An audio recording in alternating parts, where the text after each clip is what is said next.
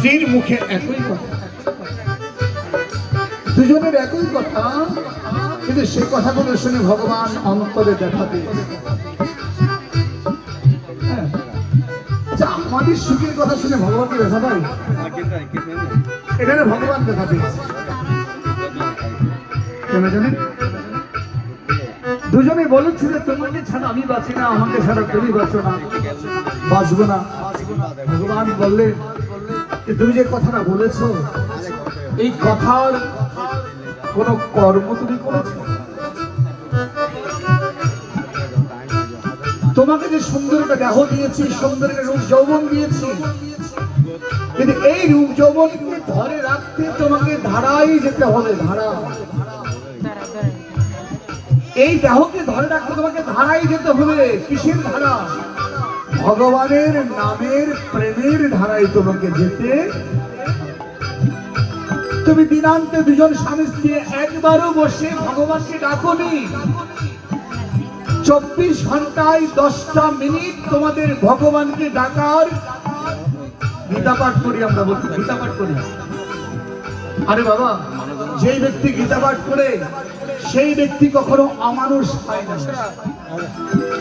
যেই ব্যক্তি গীতা অধ্যয়ন করে সেই কখনো পাপী হতে পারে না। যেই ব্যক্তি গীতা অধ্যয়ন করে সেই কখনো ভগবানের সঙ্গে বেঈমানি করতে পারে না। আমরা তো প্রতি মুহূর্তে বেঈমানি করছি, বিশ্বাসঘাতকতা করছি আমরা। তাই ভগবানকে কি ভালোবাসলাম? গীতাকে আমি ব্যবসা করেছি, ব্যবসা। এই গীতাটা নিয়ে আমি এখন পেট পোষণ করছি। কই গীতাতে বলেছে তুমি আগে সর্বস্ব ত্যাগী হও। গীতা পাঠ করার নয়, আগে গীতা গীতা বলো। শুধু গীতা গীতা, শুধু গীতা গীতা বলো। গীতা গীতা, গীতার নামের তাৎপর্য যেদিন পাবে সেদিন থেকে তুমি গীতার প্রথমটাই ধর্মক্ষেত্র থেকে আরম্ভ করে। আমরা মনে করি গীতাটাকে মুখস্থ করে ফেলে ভগবান বসে আছে। এক ব্যক্তি তার ঘরে গীতা লিখে লিখে সম্পূর্ণ দেওয়ালে লাগিয়ে দিয়েছে গীতা। তার মানে কি, মরার সময় যদি ওটা দেখি তাহলে আমার আর জন্মের অধিকারী হওয়া যাবে। হ্যাঁ, কথা সত্য, কিন্তু মরার সময় দেখতে পারবেন কিনা সেটা আপনি ভেবেছেন?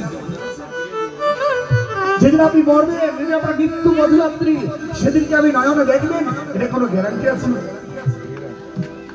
তাহলে মনে শুনুন, এই পার্থিব দেহ দিয়ে যা কিছু অর্জন করে মুখস্থ করতে চাইবেন, কিন্তু এটা হবে না যতক্ষণ না তোমার মন দ্বারা মুখস্থ করবে না, মনের মধ্যে তুমি সঞ্চারিত করবে না, ততক্ষণ এই দেহ দিয়ে কখনো সম্ভব না। এই জন্যই আপনাকে মনের মধ্যে প্রবেশ করে গীতার জ্ঞান অর্জন করতে হবে। এই সুন্দর যৌবন কাজে না দাও। এবার কি হলো দেখো, ওই দুজন স্বামী স্ত্রী একে অপরকে এত ভালোবাসে যে ওই একে অপরকে ভালোবাসতে গিয়ে ভগবানের ভালোবাসাটা ঘরের পেছন দিকে চলে গেছে। সময় নেই ভগবানকে বসে একটু প্রার্থনা করা, সময় নেই গুরুদেবের দেওয়া প্রদত্ত বীজ একটু জপ করা, সময় নেই গুরুদেব যা বলেছে তা একটু গ্রহণ করা। শুধুমাত্র ভালো খাবে, ভালো করবে, ভালো ঘুমাবে, দুজন স্বামী স্ত্রী সুখে থাকবে। বলছে আরে বোকা, এই যে কটা দিন তোমাকে সুযোগ দিয়েছে সুখে থাকার জন্য, এটা না বেশিক্ষণ নয়, ক্ষণস্থায়ী। কারণ দুঃখের আকর হয়ে দাঁড়াচ্ছে। যা সুখের উপভোগ তা তোমার দুঃখের আকর। তাই এই সুখকে ধরে রাখতে হলে তোমাকে এই সুখ গোবিন্দ চরণে তোমাকে বিসর্জন দিতে হবে। বলে একবার দিয়ে দেখো, গোবিন্দ চরণে একবার দিয়ে দেখো, তুমি তোমার সেই সুখ অনন্তকাল পর্যন্ত তোমার মাঝে থাকবে, না হলে তুমি একদিন চলে যাবে। তাই ওই দুই স্বামী স্ত্রী কি হলো দেখুন, এভাবে তারা সংসার করতে করতে তারা বিরুদ্ধ হয়ে গেছে। দুজন দুজনকে খুব ভালোবাসে বাবা।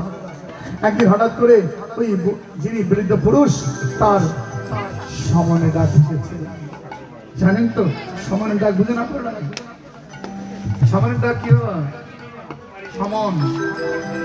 যখন আপনার কোর্ট থেকে সমন জারি করা হবে, পুলিশ আপনার ঘরে দরজায় হ্যান্ডকাপ নিয়ে রেডি, হ্যান্ডকাপ পরিয়ে আপনাকে নিয়ে যাবে, এটা সমন।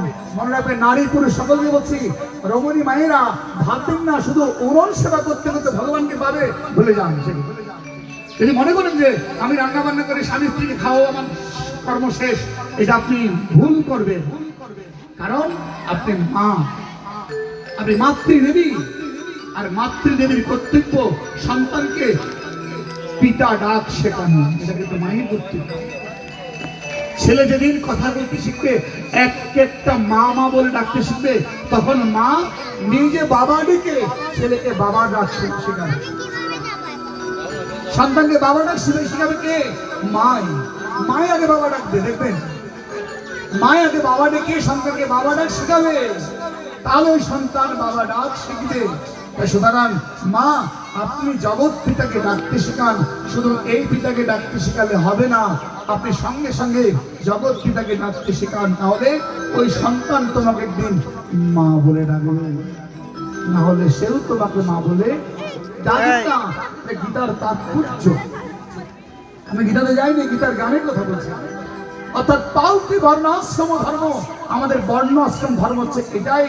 আমাদের যে গৃহাশ্রমে আছি, এই আশ্রমে থেকে এই ধর্ম যদি আমরা পালন না করি, তাহলে আমার গীতা গান করা এগুলো একমাত্র বাঁচালো, তাছাড়া আর কিছুই হবে না। শুধু সমাজ। আমার ওই দুই স্বামী স্ত্রীকে বলো, বাবা মারা গেল, সময় ডাক এসেছে, চলে গেল। এখন ভগবান বলছেন, ঠিক আছে, তোমরা না বলেছিলেন তোমরা এক জায়গায় থাকবে, এক জায়গায় থাকবে। এবার একজনকে জন্ম দিল কেঁচো, কেঁচো ছিলেন তো একই ঘরে, ওই ঘরের মাঝে জন্ম দিতে কি নিবে?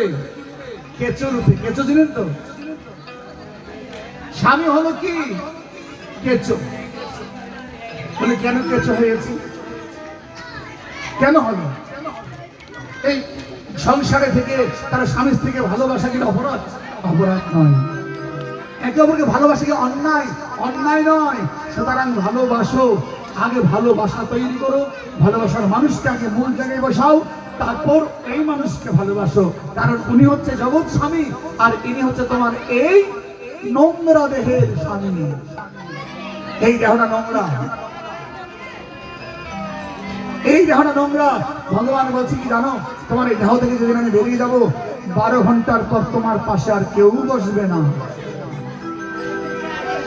12 ঘন্টার পরে এই দেহ থেকে দুর্গন্ধ ছড়িয়ে পড়বে, নোংরা হয়ে যাবে, পচা গলিত। তাড়াতাড়ি মাটিকে পুঁতে ফেলার জন্য, ওই দাহ করার জন্য সবাই পায়খানা করবে, তাড়াতাড়ি শেষ করো। তার মানে কিসের অহংকার? তো কিসের তো বড়াই, কিসের ধর্ম নিয়ে ছিনিমিনি খেলা?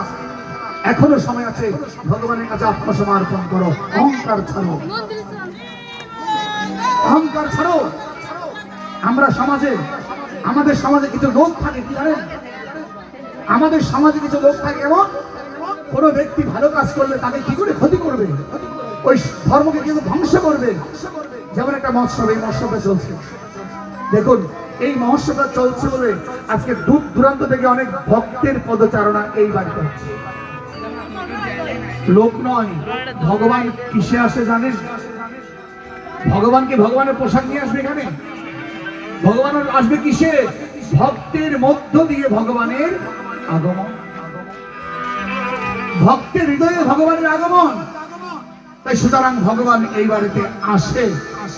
তো ভগবান আসে বলে তৎকালীন অসুরদের একটা দুঃখ ছিল। অসুররা সবসময় ভগবানের বিরোধী কাজ করে।